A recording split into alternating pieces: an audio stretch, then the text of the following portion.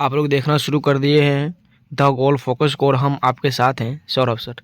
आज टाइटल और थंबनेल को देख करके आप लोग को पता चला होगा कि आज हम लोग जो है ना क्लास 10 हिंदी सब्जेक्टिव के कुछ महत्वपूर्ण प्रश्न को लेकर के वीडियो बनाने वाले हैं। ठीक है ना, हम लोग कुछ सब्जेक्टिव प्रश्न को पढ़ने वाले हैं जो प्रश्न आप लोगों को एग्जाम में बहुत इम्पोर्टेंट होने वाला है। ठीक है ना, तो बिना स्किप किए हुए वीडियो के अंत तक देखिएगा।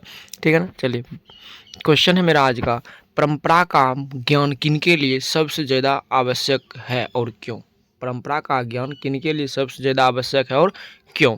तो परंपरा का ज्ञान उनके लिए सबसे ज़्यादा आवश्यक है जो लोग साहित्य में युग परिवर्तन करना चाहते हैं, जो लकीर के फ़कीर नहीं हैं, जो रूढ़ियाँ तोड़कर क्रांतिकारी साहित्य रचना चाहते हैं, क्योंकि साहित्य की परंपरा के ज्ञान से ही प्रगतिशील आलोचना का विकास होता है।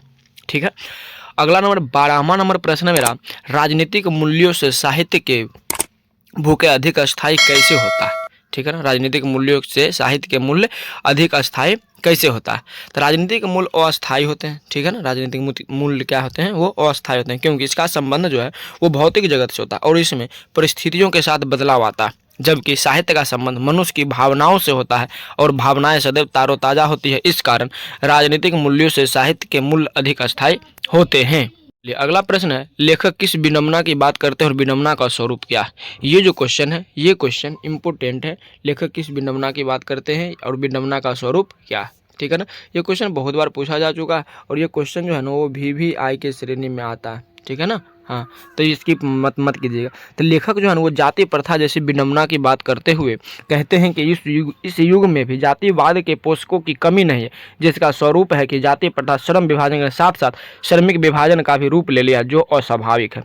ठीक है ना, अगला नंबर क्वेश्चन जो आप लोग देख रहे हैं, आप लोग के डिस्प्ले पर जो क्वेश्चन दिख रहा होगा, ये क्वेश्चन है, जाति प्रथा भारत में बेरोजगारी का एक प्रमुख और प्रत्यक्ष कारण कैसे बनी हुई है। ठीक है ना, ये भी क्वेश्चन काफ़ी इंपॉर्टेंट पूछा जा चुका है। तो इसका आंसर हो जाएगा, जाति प्रथा मनुष्य को जीवन भर के लिए एक पेशे में बांध देती है। जाति प्रथा मतलब जाति के आधार पर जो बांटा गया है वो, और उसका जो पेशा है वो जीवन भर उसको वही काम करना पड़ेगा, भले ही पेशा अनुपयुक्त होने के कारण वह भूखे मर जाए, मतलब उस आदमी के लायक वो पेशा नहीं है, लेकिन फिर भी उसके पेशा के अनुसार ही काम करना पड़ेगा, चाहे वो जो है उस पेशा कारण भूखे काहे ना मर जाए। आधुनिक उद्योग धंधे में कभी कभी अचानक कुछ परिवर्तन हो जाता है जिससे मनुष्य को अपना पेशा बदलने की आवश्यकता होती है, किंतु जाति के कारण वह उस पेशा को नहीं चुन सकता है जो उसका पैतृक पेशा ना हो। इस प्रकार पेशा बदलने की अनुमति न देकर जाति प्रथा भारत में बेरोजगारी का एक प्रमुख व प्रत्यक्ष कारण बनी हुई है। मतलब आप जिस जाति से बिलोंग करते हो उस जाति के अनुसार ही आपको काम करना पड़ेगा, उसके अतिरिक्त जो है ना काम आपको नहीं करना पड़ेगा। ठीक है ना, ये है जाति प्रथा वाली बात और ये क्वेश्चन भी इम्पोर्टेंट है। मतलब ये है कि ये भी जो है ना भी आई है, बात समझ रहे हैं ना। हाँ, अगला क्वेश्चन मेरा क्वेश्चन नंबर 15 आप लोग को दिख रहा होगा डिस्प्ले पर, खोखा किन मामलों में अपवाद था। खोखा किन मामलों में अपवाद था, तो ये क्वेश्चन भी जो है ना ये इंपॉर्टेंट है। ठीक है ना, समझ रहे हैं। हाँ, तो खोखा जो है ना वो सेन साहब के बुढ़ापे की आंखों का तारा था, इसीलिए वह घर के सारे नियमों से परे था, वह घर के किसी भी नियम को तोड़ सकता था।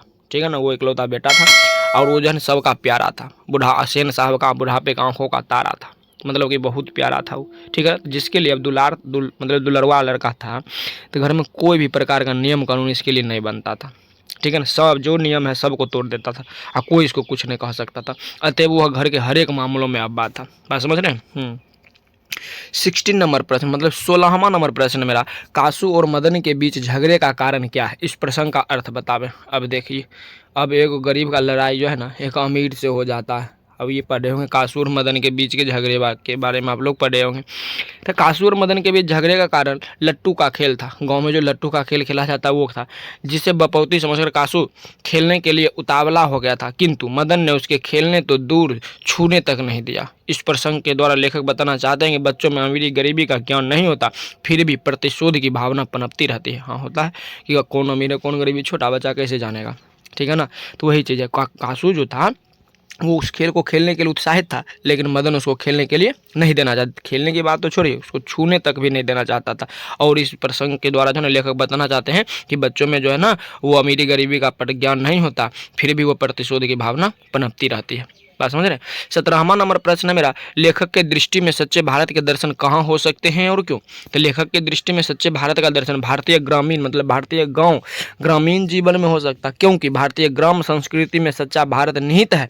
यहाँ सच्चाई, प्रेम, करुणा, सहयोग की भावना कूट कूट कर भरी होती है। ठीक है ना। चलिए अगला नंबर प्रश्न है मेरा 18वां नंबर प्रश्न है, लेखक वास्तविक इतिहास किसे मानते हैं और क्यों।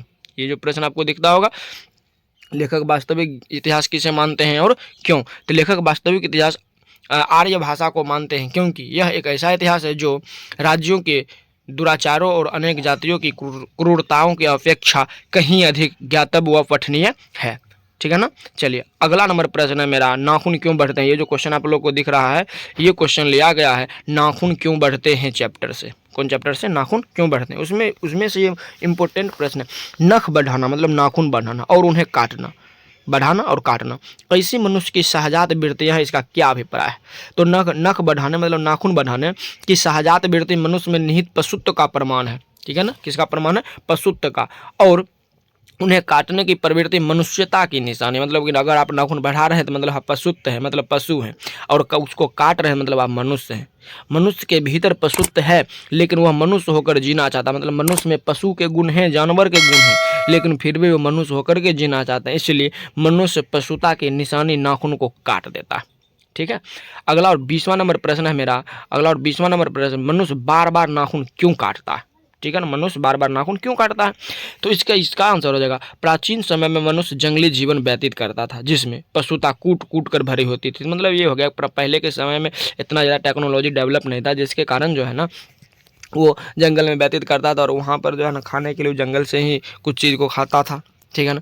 तो वही कूट कूट कर पशुता और जानवर के गुण थे, जानवर के श्रेणी में मतलब जानवर के साथ रहना होता था तो उनके वाले गुण इसमें आ गए थे। उसकी पशुता की निशानी नाखून है। पशुओं को भी देखते हुइएगा, जंगली जानवरों को भी नाखून अत्यधिक बड़े बड़े होते हैं, जिसके कारण जो है मनुष्य सही अर्थों में मनुष्य होने के अपनी पशुता की निशानी नाखून को बार बार काटता है। बात समझ गए। आज के लिए इतना है और हम लोग जो है ना अगले वीडियो में इसके आगे के बारे में क्वेश्चन को देखेंगे। बहुत जल्द वो वीडियो आएगा। अगर आप लोग अभी तक इस चैनल को सब्सक्राइब नहीं किए हैं तो अभी भी चैनल को सब्सक्राइब करें, ताकि जो भी नोटिफिकेशन आए आप लोग के पास आसानी से पहुंच सके। धन्यवाद।